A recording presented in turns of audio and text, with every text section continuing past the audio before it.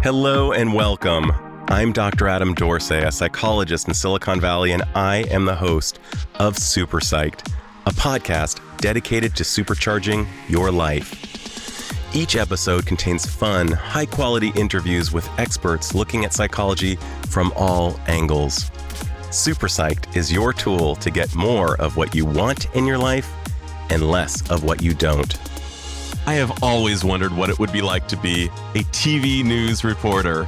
I imagine if you aren't one yourself or don't have a close relationship with one, you may have wondered as well.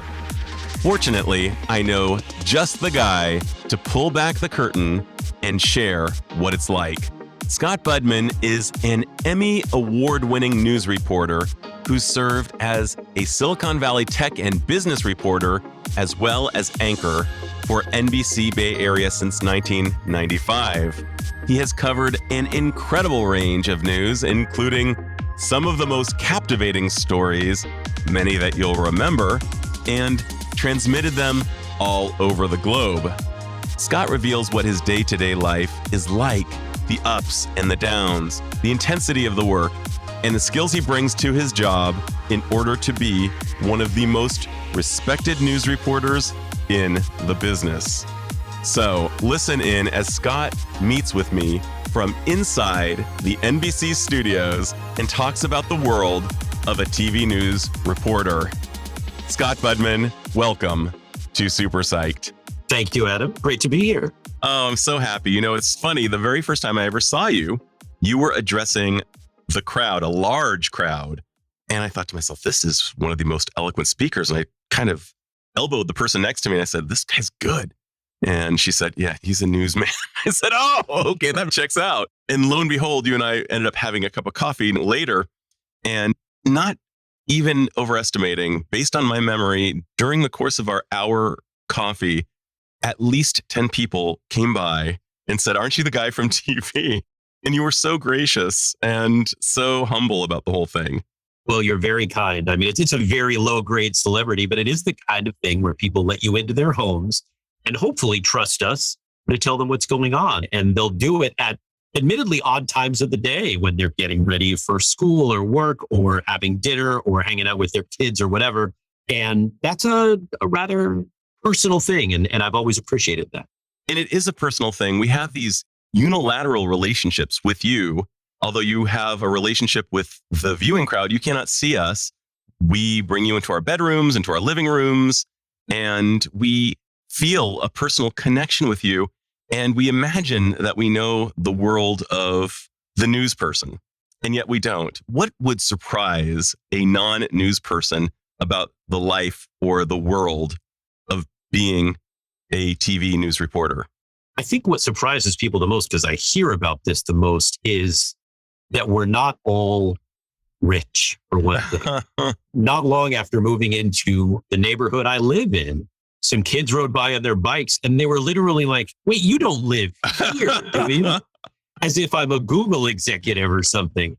And we spend a lot of time in really unglamorous situations, getting up at all hours of the day, whether to wait outside a courtroom or knock on somebody's door.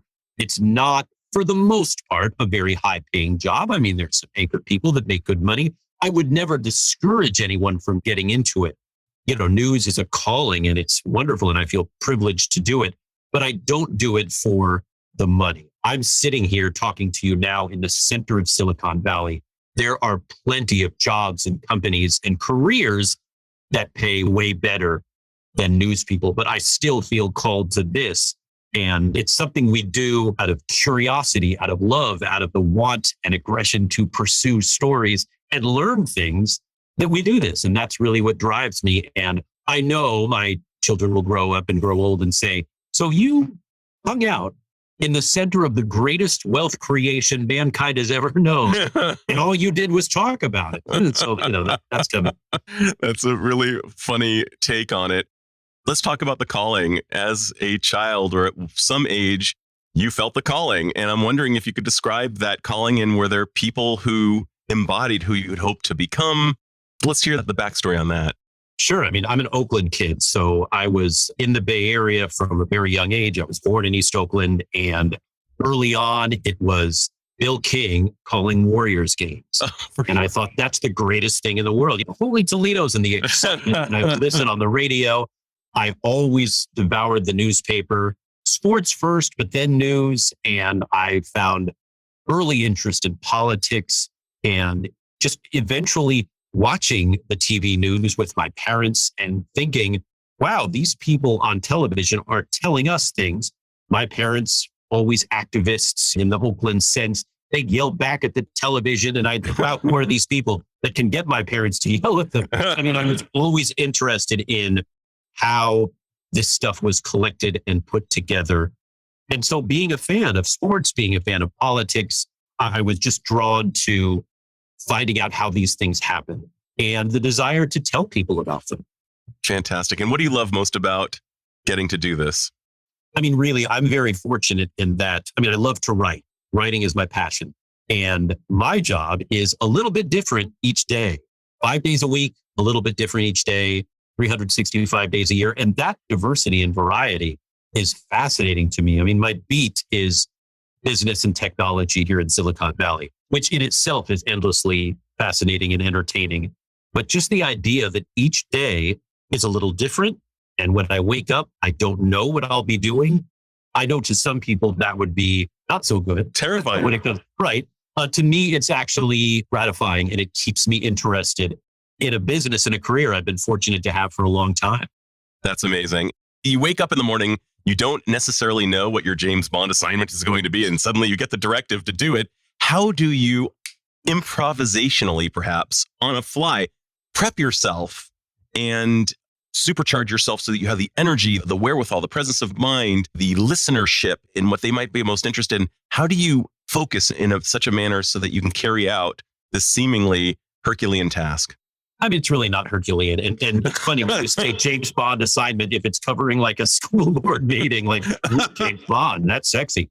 But I mean, I'll check news right out of the gate. I'm curious what's going on. As a business reporter, is any company doing anything big? Is any stock doing anything big? You know, news that has happened either early in the morning or overnight. And again, I would absorb this stuff even if I had a different job. I'm just a news hound. And so the idea of taking all this stuff in and making little notes to myself in the morning helps, because what we do as a station is we meet, granted now it's remote, but we meet every morning and every reporter and producer is expected to pitch some stories. Hey, what's going on today? So I'm firing off emails and texts to people saying, can we cover that today? Is this happening today? Can I get a comment on this? So right out of the gate, my curiosity is not only my curiosity, it's my job. So can you walk me through a typical day?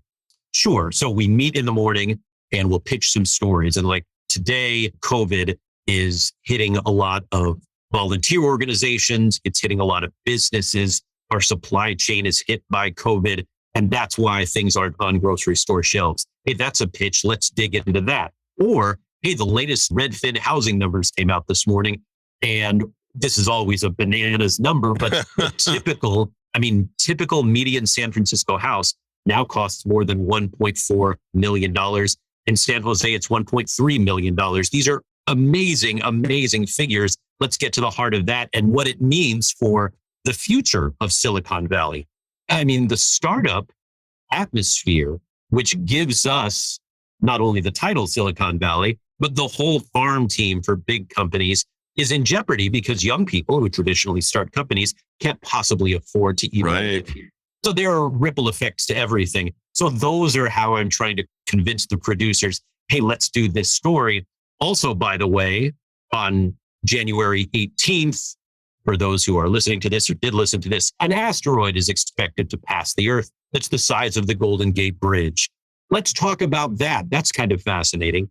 So I've got some NASA context. Let's see if anyone wants to talk about an asteroid coming close to the Earth in the next few days. So any of these things I'll throw out there as pitches, and sometimes they say yes, sometimes they say no. In my business, rejection is a big part of it. You just get used to it. And so you've gone through the meeting, you've pitched, perhaps you've won, perhaps they gave you something else. What happens after that? Well, then we try to set up the story that has been chosen. And so we're calling small businesses, we're calling food banks. Hey, have you been hit by COVID? We're talking to real estate agents. We're trying to find someone looking for a home. hey, how are you affected by the housing crisis? Someone who's renting and decides that their family will never be able to live here and move up to a house. So they're now planning to move to Miami or Austin or wherever. And that's a big tell. So we're trying to find the people, not just the businesses or the stats or the numbers, but the people to help us tell the story. And that's a pretty big chunk of time to find those right people and then talk to them. Again, usually we have tried to do it face to face, but now I always offer a virtual option to put people at ease. But when we do talk to people out in the field, I've got a mask on. I've got a microphone. The microphone is at the end of like a 14-foot pole. It looks like I'm fishing, to sort of keep distance and make people feel comfortable with what we're doing. And then we take all of that and collect it and pick the right sound bites, look at the video, write the story, maybe an hour's worth of material and condense it to a minute and a half. The editor edits it. We're usually standing somewhere live to do our live shot where we're standing there and bam, the delivery of the story. And then it ends. And for the most part, I'm able to leave my work at work because there's a night crew that has taken over and they're following up on the stories. They're doing the new things. And that's nice too, to sort of do the story, feel good about it, and then get to go home and focus on non-work things. Yeah, I imagine recharging is super important because I'm guessing that in spite of the fact that you're quite seasoned and used to it, the expenditure of calories and energy is very high. Would you agree with that? Yeah, calories. That's good. Yeah, we do, sometimes get a lot of steps in, but also, right, the energy and trying to figure out and dealing with time constraints. I am constantly looking at the clock and everything is down to the last second. And that's one of the strange things in this business. You've got to be good at hard deadlines and just watching the clock constantly. And no, you're not on at 5:07, you're on at 5:09, or we're moving you to 5:03. And how often in life does 2 minutes make a big difference? But in this business, it really does. And so you just have to keep your eye on that. And I do a lot of deep breaths during the day when things get a little crazy, just to remind myself, this is what we do. We're going to get this done. Somebody on the other end of the phone or the video call is getting a little anxious, but I'm going to try to just keep my cool and just get done what, my part of the chain. I mean, there's a whole chain of events and people that has to make a newscast happen. And it's fascinating and fun to be part of that chain. Do you know who else has to mind seconds to that extent? What, athletes, perhaps? James Bond. I mean, stand by the comment that your job is a bit James Bond-like. The number of things that it's almost like a few weeks ago, I interviewed Dan Jacobson about what it's like to be a pilot and sitting in the cockpit and monitoring all of those things simultaneously. I mean, I know you're used to it, but to the outsider, to the muggle, monitoring all of those things simultaneously, that requires a lot of RAM space in your brain to be able to be attentive to all that and then to look good on camera and to deliver a final product at the right time. It's a very small world. And I heard that Super Psyched episode. And the reason I did, it's a small world. When Dan Jacobson and I were 6 years old, we talked about what we wanted to do in the future. And he told me he was going to fly planes when we were 6 years old. And it is amazing. Whenever I see him, it's hard to get past that he's doing what we talked about decades and decades ago. And I just think that's awesome. That is awesome. And I imagine that you quite similarly at a very young age had a sense, if not conviction, that this was what you were going to do. Yeah, I was the nerd that turned down Monday Night Football and would announce the games to myself, much to, I'm sure, my parents' chagrin. But I was doing that and just taking it all in and listening, again, to the Bill Kings or whoever, to just how they do this and manage to keep their cool throughout the whole thing. And it always came down to preparation. And I'm sure that's true for pilots and for your career and most things. If you're prepared, the stuff that people don't see, then what they do see is going to come out so much better. And what's so cool is Larry King, a big newsman, did the same type of thing when he would be playing stickball in Brooklyn with his friends. He would be calling the games. So there seems to be at least two people on this planet who are doing this from a very young age. So I'm wondering, Scott, what are some things that maybe you don't love about being a newsman? Yeah, things I would always warn people about if I'm speaking to a class or just talking to someone that approaches me on the street. And I say, if you need to make a lot of money right away, this is not the career for you. If you need to spend every holiday with your family. This is not the career for you. It's hard to, especially in the early times when you're starting out, you're often going to work weekends. The news is the news on Christmas. The news is the news on New Year. The news is the news every day of the year. Somebody's got to be there doing the news. And that's often going to be you, especially when you're starting out. So if a normal 9 to 5 and weekends off kind of lifestyle is very important to you, this is not necessarily the career. Even on the local level, I'm not jetting off to the Middle East to talk about conflict there. I'm a local news guy, but the weekends still have news. We do news 24 hours a day, pretty much. I've worked every strange shift and have had to adjust my personal life to that. And I don't mind most of the time. But I've seen it put a lot of strain on a lot of families because it's like, wait a minute, we always do this on Thanksgiving or Christmas or Rosh Hashanah, whatever it is. And that's a hard thing to do because not only your shift might be that time, but the building down the street may catch on fire at that time or whatever. And it's just hard to say news is going to give you a super consistent, super flexible schedule because you actually have to be flexible and be willing to be inconsistent. And if you do get a job at a certain level, you have to keep the passport ready. I've had a couple of opportunities to do that where they're like, hey, a slot opened up to cover the Olympics. Well, that's like a once in a career thing. I'll go. Or, hey, that thing you pitched about technology being so big in India and the back and forth between Silicon Valley and India, go set that up and spend a week over there. Did you do those things? Did you actually travel overseas for both of those? I did, yes. And it was fascinating. And it was one of those things where it just sort of happens and you often least expect it, but a slot opens somehow and you want to say yes. Now, there are other times when it's like, hey, a child is due or, something in your life when you're like, you know what, take me off that list. But it is the kind of business where you have to be on your toes a little bit. And so if that appeals to you, also the deadline thing, you will spend all day working on a story that you truly love. And then at 4:00, something horrible happens. A building catches on fire, somebody gets shot, whatever. Hey, everything you just did doesn't matter. Now go over there and do that. And you have to be flexible like that. That's part of the job. Let's hear a story about an overseas experience that you had. So I got to go to India to talk about the connection in the tech world between Silicon Valley and India. I think the series was ultimately called From Bangalore to the Bay, something clever like that.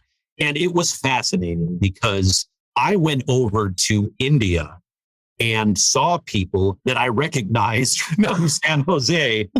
And I'm like, wait a minute. And they're there. And they're, oh yeah, I'm just here for a week. And it was funny because the flight and the license, the permitting, and it just, I'm falling asleep at noon and I'm just completely wrecked. And this is something they do every once in a while. Like it's not even a thing.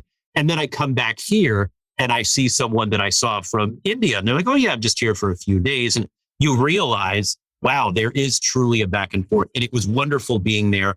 I'm a huge fan of the culture, of the food. I love Bollywood movies. This was amazing to see all of this in person and to experience it. And it can't help but make you feel more worldly when you get out of your comfort zone. And it made some wonderful stories, some wonderful friendships and organizations that I'm still in touch with. And I learned a lot about how closely knit these two parts of the world really are. You and I share a love of Bollywood movies. At least the few I've seen have really resonated. They always make me cry and always lift my spirit. And I think more people should spend time watching Bollywood films. They're great. Especially Om Shanti Om and Veer Zara are two of my favorites. But the soundtracks alone are insanely good. But I'm wondering, did the basic principles of being a local Bay Area newsman apply to the principles of being a newsman overseas? They do, and I've talked to people whose job is literally to just go on planes and go overseas all the time. And you're throwing yourself into the story, whether it means interviewing the coffee shop down the street that just had their window shattered, or if it means going overseas to talk about a mosque or a temple that just got bombed. I mean, you're throwing yourself in, you're trying to find the people and the human interest stories of how this affects people. And it's similar. It's on different levels. I'll be the first to admit that. But there is a kinship to that. And recently I got to cover the Elizabeth Holmes trial here in Silicon Valley. And so I was sort of the home team and was visited by people from all across, not only the country, but even a few international reporters. And we had a lot of time to sit and wait because it was a court case. We got to talking about our various jobs. And what struck me was how similar it all is, and how really what it comes down to is that those of us who do enjoy our jobs and for whom it is not just a chore are very curious. And that's really what it comes down to. I want to ask you about the traits of a good news person. Like, what are they? What are some of the skills you must rock? What are some of the qualities you think would be important for anybody going into this business? There are a few things I always say. If I'm asked to speak to, let's say, a high school or a college class, often they're, tell me about what it's like to be on television. Tell me it's like when the lights are on. And I say, no, you know what I do for a living? I write. And they say, ooh. And then when my kids ask about it, I say, you know what I do for a living? I listen. That just blows them away. But really, writing is a huge skill to have for so many things. And listening, I don't have to tell you, is something that you can base a career on. If you're a good listener versus a bad listener, that will often be the difference between a good story and a bad story, or a story that doesn't work. Why? Because someone is willing to open up to you and give you that personal touch instead of just the 6-second soundbite that they would give anyone who they don't know and trust.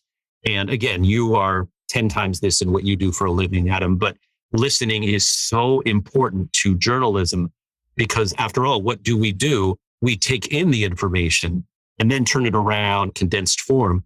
But I find that every once in a while, I'll hear the soundbite I need, but I'm so taken with what it is that we're talking about that I just listen for longer and longer. And I just learn even more from that. So I would say, do a lot of reading, work on the writing. I purposely found a major in college that made me write a ton, and be a good listener. Take that step back and assume that what the other person has to say is the important part of the conversation. I couldn't agree more. And what I do for a living used to be called the talking cure. Now it is actually more appropriately referred to as the listening cure. And both are true, of course. Somebody needs to speak and, to express their feelings. But what would be your tips to be a better listener? What have you found has helped you become a better listener? It's hard to say, and it's become a little difficult now that we're masked all the time. But there are facial gestures that say, I'm listening. When someone's telling me their story, I'm not on my phone. I'm not checking my watch. I'm not looking around at anything. I'm looking right at them. And eye contact is really big. I assume you'd say the same thing. I would take, honestly, tips from you on how to listen better, because I think in our business, we need to be better listeners. But it would be giving the person you're talking to the respect that you would give to a professor or somebody that you come to for a task. I mean, if an auto mechanic is telling me what's wrong with my car, or if a doctor is telling me something, those are fields I know nothing about. So I'm going to laser focus on what they say because I have to listen, because they're telling me things that I don't know. So I'm assuming anyone who's telling me something is telling me something I don't know and should know and can really use in my story. So I want them to know I'm respecting their time and whatever effort it is, and just giving them that extra beat, because often you ask a question and they give the quick answer. And if you wait just a second and they trust you, they might tell you a slightly deeper answer every once in a while. So true. And you've seen that listening helps you build rapport in real time and quickly. Right. I mean, people that I've talked to before that I call for other interviews will say, oh, I remember you, threw some respect in my direction last time. I appreciated that. I'll talk again. And gosh, maybe I don't even remember that, but good. That's a good sign. What's so funny about that, Scott, is they may have forgotten what you said or did, but they remembered how they felt when they were with you. And once Maya Angelou said, people will forget what you said or did, but they'll remember how they felt when they were with you. And that has been corroborated by neuroscience. We've seen that deep in the hippocampus region, which is responsible for memory, people remember how they felt, and that's for our survival. So, and that's also been for your thriving as a newsman. You're welcome back rather than, oh my gosh, it's that guy who didn't listen. Right. I mean, one of the big things we do in our business is build sources. Well, back in the old days, I guess, of all the president's men, they'd call it a Rolodex. Right. Now it's the contacts on your phone, but really it's a way of, if I need an economist or a professor of ethics or even a small business or whatever it is that the story demands, or if I need a Google contact, I know who to go to. And with many companies, it's a bit of a dance because they don't want to talk to us, but we need to find out what they're doing. And yet, if you have the respect and the contact, I mean, one of the great compliments I ever got in my business was from John Chambers when he was the CEO of Cisco, which went from most valuable company in the world to laying off thousands of people. Right. And he described to me how bad that felt. And years later, when they were back doing well again, I ran into him for a story and he said, I'm going to talk to you about this. And the reason is because even when the news was bad and I didn't want to say anything, you were fair. And that was a real big compliment because a lot of our job is to try to get through to people who really don't need to talk to us and don't want to talk to us. And how do you convince them you're going to be fair with whatever it is they say? And so that was a high compliment that I've always sort of kept in the back of my mind. That's incredible. And I do remember when John Chambers' company was the most powerful company in the world and had eclipsed Microsoft for over one weekend, if I'm not mistaken. Here you are, a kid from East Oakland, and you are rubbing shoulders with titans on the regular. And I imagine at times you can get nervous, or has that gone by the wayside? No, it has. I mean, I don't know if I'd say rub shoulders. I mean, it is a relationship where I'm trying to get something from them and it's a soundbite, it's a reaction, but there always has been feeling. And we come from a place like Oakland, even like I went to school at UCLA and was surrounded by a lot of wealth, and then come to Silicon Valley. There's a bit of the character I always think about is Nick in Great Gatsby. You're sort of across the street looking at wealth. Wow. And its successes and its failures. But the journalist is often the one on the other side of the street, sort of looking at it and trying to describe it for others. And so, yeah, it can be intimidating. But again, if you're there in front of whether it's a CEO or a presidential candidate, you eventually tell yourself, yes, I'm supposed to be here, not because I'm in their league when it comes to wealth or power, but because I'm supposed to be sticking a microphone in their face and saying, why did you promise this on the campaign trail? Or are you going to be able to deliver that car on time, Elon Musk, or something like that? Sure. And again, I understand that rejection comes with that very frequently, but it is our job to be there. And so it doesn't feel all that strange after a while when you're in front of those people. I remember when Bernie Sanders came to town, we got to do an interview with him. And for whatever reason, the next time he was in town, his PR person called me, his advance person, and said, hey, do you want another shot at Bernie Sanders? And this wasn't my beat or anything, but I thought, sure, what the heck? And I was able to, hey, you're promising free education. Tell the taxpayers where that money comes from. And he was a little combative, but isn't that how it's supposed to be? It felt right instead of, boy, am I an outsider here? It just felt like this is the relationship. I'm supposed to be challenging him and trying to get an answer. And it sounds like you feel a professional responsibility to the listener, not to the person you're interviewing, but it's the listeners who have your allegiance. It's true, because ultimately, I also have to please my bosses. And it's rare that a boss is going to tell a reporter, I'm not sure that you made Sergey Brin or Elon Musk happy with what you did. That's not their standard. They're going to say, I don't think you gave enough information to the viewer, to the person who's interested in the story. And you're right. So that's the responsibility, is to tell the story in a way that hopefully helps people.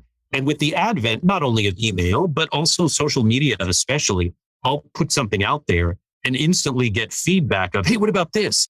Or ask that as well. And I don't mind. I personally, one of those journalists who likes the comments, and I like the back and forth. And that's kind of a new thing, to be able to have someone say, okay, you did a good job there, but you missed that. Or I also want to see that. And that makes sense. And so it's not only my boss saying, hey, go deeper, but it's even the viewer or listener saying, hey, we want even more on this. Got it. You say a little bit more about how the feedback might maybe feed you in certain ways or might discourage you at other times. Yeah, I mean, feeding is a good way. It's not only, I use that as fuel, because I'm not out here pretending that I'm the smartest guy in the room. What I tell people is I get paid and I make a decent salary to be the dumbest guy in the room, especially when I'm covering tech. And yet, even if I'm not the guy who comes out of Stanford or MIT or whatever, I do have to ask the right questions. And so preparation is important. And if part of that preparation is someone saying, hey, I used to work at that company, you need to find out about this. Or I'm, a phone owner that has a problem with this, or a Model S owner who has a problem with that. Tell me about that. That feeds me because I may not be thinking along those lines. I don't own every product, obviously. I don't live in every situation. So it's good to know what people are interested in. And I love that open dialogue. And again, that's also when I was telling you about our morning meeting, someone might say, hey, I was thinking about that too. Find out about X, Y, and Z while you're out there. Oh, good point. Again, I don't go into a situation or an interview at all thinking that I have the answers, but I want to get the answers eventually. That's wonderful. And you show up with kind of what we call, actually, it's more of a Zen principle of what's called a beginner's mind, showing up. I like thinking of the Blue Man Group. I don't know if you've ever seen them and how they look at an object like, oh, I've never seen this telephone before. What do we do? Oh, and they find a whole new use for the telephone. Well, it's like that line. I think the movie was Philadelphia, where Denzel Washington says, tell me like I'm 5 years old. Ultimately, one of my jobs, especially covering tech, is to break down the sort of lingo that tech executives speak in. I remember for a long time, people always referred to their business as the enterprise. And okay, for some people, that's a spaceship. And for other people, it's their business. But you can't use a term like that in a news story. You want to break it down to something that everybody will understand. And there is a translation to be done in order to make a story understandable and recognizable to as many people as possible. When you think about some of the wildest rides you've been on in terms of as a reporter, what comes to mind over the years? I mean, there have been some crazy situations. I mean, when we're at the Olympics, for example, all of a sudden you're there representing the entire country. And I mean, like 47 stations at the same time. And so one wants you in the snow. 10 minutes later, another one wants you on top of a roof in a building. I mean, it's crazy. And it's so much fun.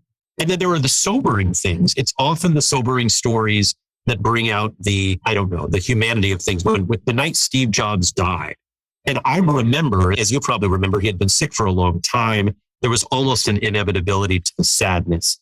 And when he died, it was fairly late in the afternoon. So we were able to do the things that we do at 5 and 6 o'clock here in the Bay Area. But Steve Jobs was obviously an international character. And I was up at Apple headquarters, and I was there until about 4:30 in the morning because every station in the country wanted to talk about it. And then stations, ours, NBC Europe, Asia was doing things, MSNBC all over the country and all over the world. And it was this amazing opportunity to talk about the sadness that Silicon Valley felt, not to mention the personal sadness. I had been so fortunate to interview him a few times. So there was a loss that we feel when someone of that stature dies that you even got to know a little bit.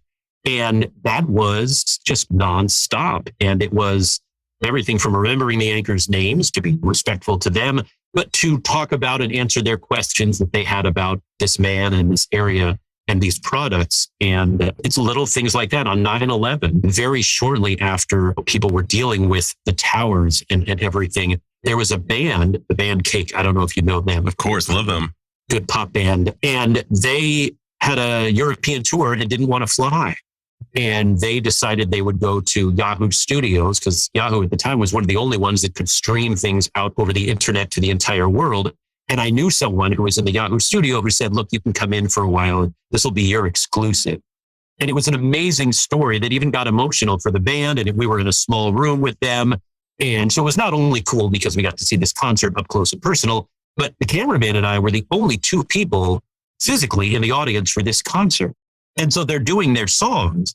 And at one point, they decide to explain why they're there and not on a plane to Europe. And it got emotional. And it was one of those things that maybe we hadn't thought about in the post 9/11, sort of atmosphere. But that day was both exhilarating and emotional and sad, all at the same time. And those are the stories that really stick with me because you're playing with different emotions and different feelings.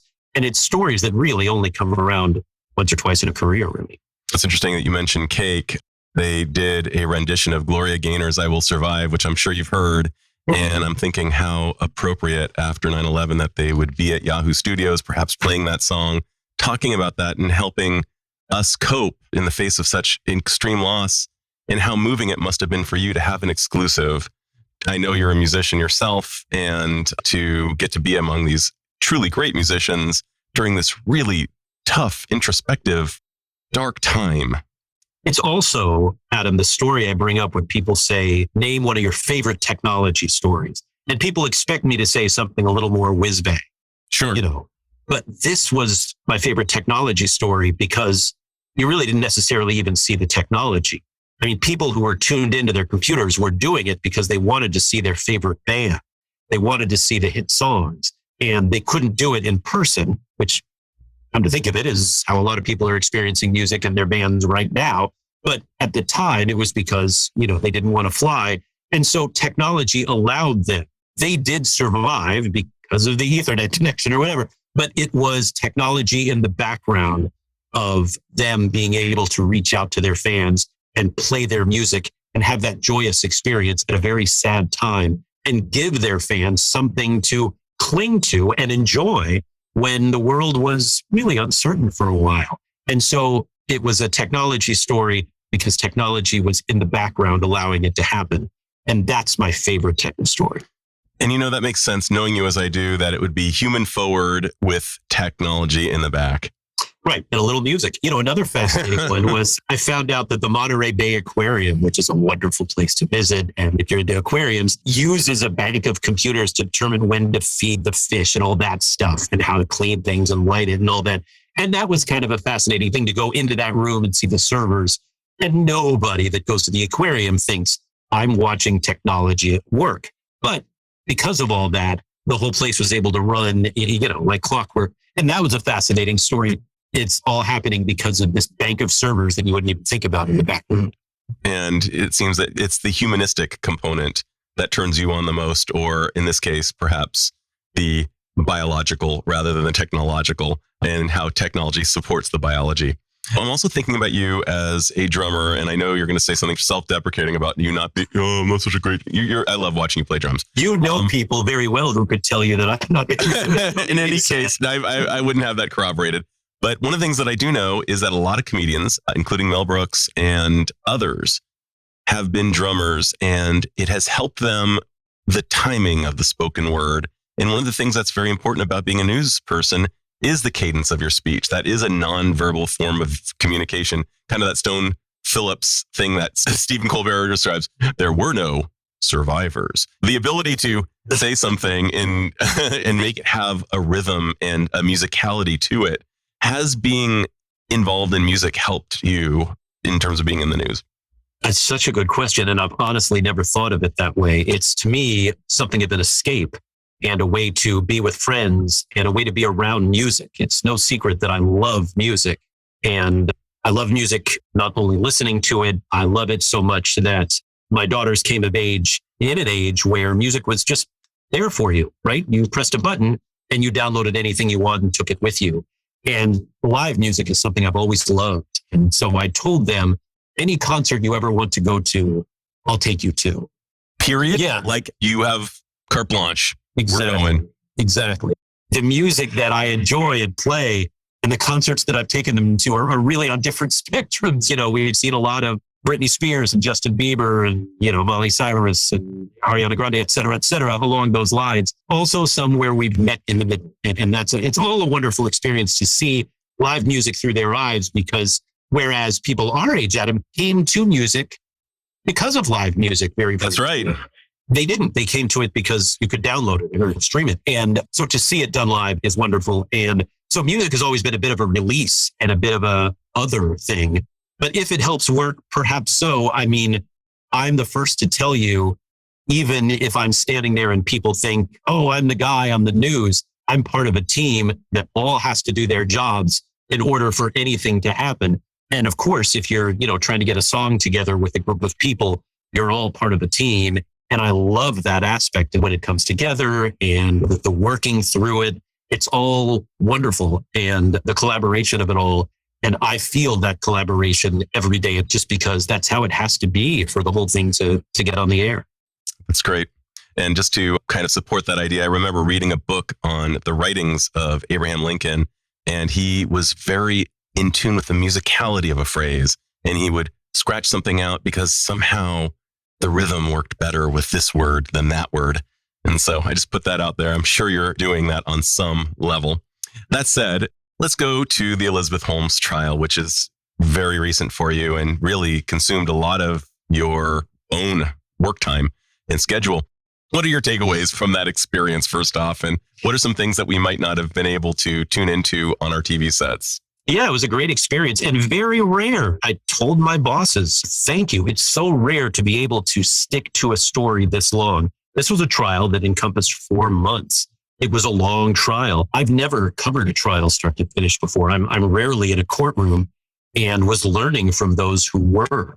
Those were the people I followed on Twitter. Those were the people I sort of looked over their shoulder to see what they were doing and what seemed important to them. And I learned so much about the court process. Theranos was a company I had covered back in the day. Elizabeth Holmes was someone I had interviewed back in the day when they were on the rise. And now here they are threatened with here she is threatened with prison. So obviously the roller coaster has gone severely downhill. And it was fascinating to cover. It was the kind of trial that you couldn't see on television. Federal cases don't allow cameras in. So this was one of the biggest stories that I covered where social media was the first line of information for just about everybody because we couldn't bring a camera in. And so that was a fascinating dynamic too. And as I said earlier, social media is where you get that sort of back and forth. So I would be telling people what was going on during a testimony or whatever, and I'd instantly get feedback. Okay, but what about this? Or here's something. I mean, lawyers would start tweeting back at me with advice, and that was helpful too. I learned a lot. And it was a fascinating, not only trial, but a fascinating story that encapsulates so much of Silicon Valley.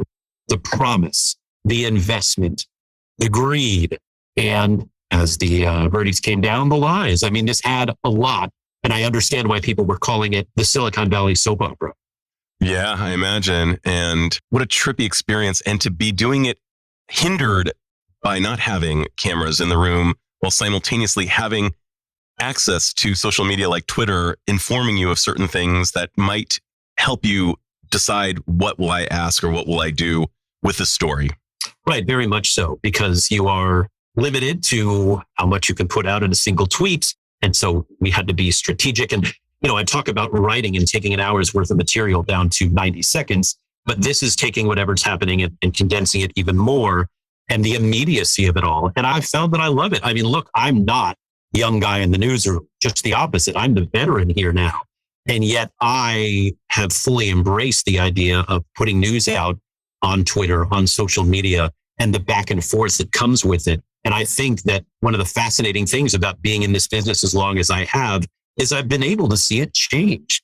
Some people ask me, why are you still doing this? And I say, but I'm still doing reporting. Yes, that's the same career, but that job description has changed drastically, which to me is fascinating.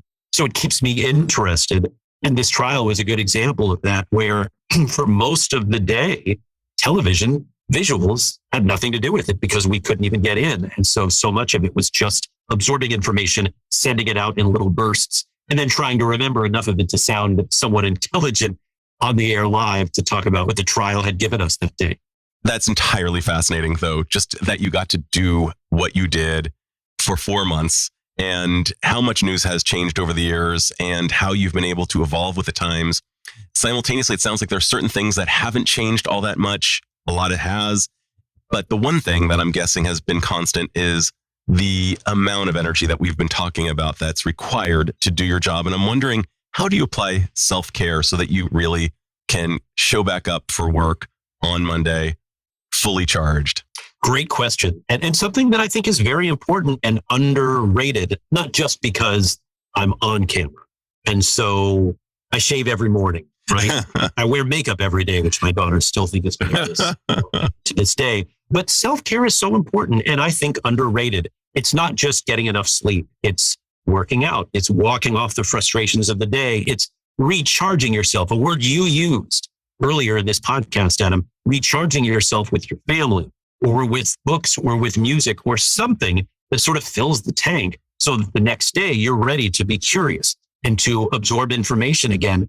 And it is harder to do this job if you're under the weather or if you don't sleep well. I remember the challenges of having a baby at home, right? And you don't sleep when that happens and you're joyous about it and you're sort of manically joyous about it, but it does affect everything you do. So self-care is important because if you are able to, hey, let's go, let's caffeinate, let's get the energy up and let's jump into whatever it is, even if literally today's job, Scott, is to stand in the rain and tell people that it's raining.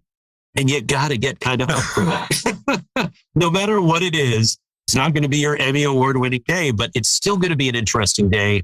And it's going to be different from yesterday. And so, to be super present in every sense of the word is important. And that's why, look at my age and look at me. I'm not a physical specimen. So I'm not going to the gym to look a certain way. It's more the endorphins and just keeping fit and keeping flexible. That's why I try to stay fit and do what I do, because I really want to be present when I'm listening to people and when I'm writing those stories. And I just want to do my best in a career that I still love. That's amazing. You said something in the midst of sharing these great insights and tips. You were describing a scenario that caused me to laugh. The idea of standing out in the rain saying, it's raining. Have you ever been in something like that? Oh, yeah, constantly. And it's followed me. And it's still something we laugh about. So when I was a very young reporter, I was dating the person I would eventually marry, who was a PhD student. And all the PhD students not only hang out with each other, they all date each other and marry each other because they all want to be around really smart people. Except for my partner, who decided to not only date down the food chain, but and I would be doing this standing outside where we were living at the time, talking about how, hey, it's raining. And then I would meet them all at the restaurant or the bar afterwards. And they were flabbergasted, absolutely stunned that someone could get paid and make a career out of standing in the rain, getting wet, saying, hey, folks, it's raining. And I didn't know what else to say other than this is what you do when you don't have a whole lot of education. But I was at the time, like I had a job, it was. Yeah, this was real. Right. So that's a tough crowd.